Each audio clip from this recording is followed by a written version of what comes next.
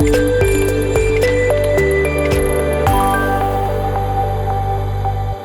పేరు Vidyasagar, Aditya diagnostic centre Bhadrachalam. మాది lab అనేది 2017 నుంచి నడుపుతున్నాము. రీసెంట్గా జరిగినటువంటి కొత్త ఏదైతే మెడికల్ యాక్ట్ వచ్చిందో దాంట్లో డాక్టర్ డిజిటల్ సైన్ అనేది కంపల్సరీ కావాలి అన్నారు. దానికి సంబంధించి డాక్టర్ కృష్ణ గారి ఏదైతే డిజిటల్ సిగ్నేచర్ ఉందో సార్ తీసుకొని మేము ప్రొడ్యూస్ చేయడం జరుగుతుంది. సార్ వచ్చేసి హైదరాబాద్లో ఉంటారు. సార్ది డిజిటల్ సైన్ అనేది మా ల్యాబ్ ద్వారా మేము యూజ్ చేసుకుంటాం. సార్కి ఫోన్ చేస్తే ఆయన 1 year నుంచి నాకు కాంటాక్ట్లో లేరండి, నాకు దానికి ఎటువంటి సంబంధం లేదని ఆయన అంటున్నారు. అలా ఆయన వర్షన్ ఏంటి? ఓకే, సార్తో కూడా మేము మాట్లాడాము. ఒకసారి సార్ తోటి మీరు ఒకసారి తీసుకోండి, రిఫరెన్స్ తీసుకోవాలి.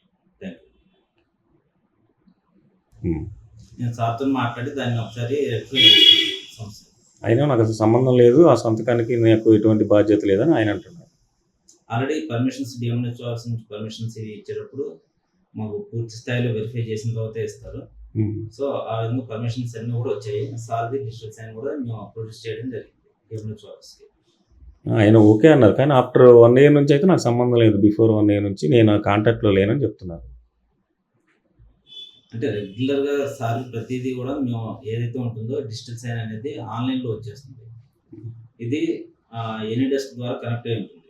ఓకే, సో అంటే ఇప్పుడు డాక్టర్ పర్యవేక్షణ లేకుండా మీరు ఇష్యూ చేస్తూ ఉంటే అది ఇబ్బంది అవుద్ది కదా, రేపొద్దున ఏదైనా పేషెంట్లు చెకప్లు చేయించడానికైనా ఇంకో దానికైనా.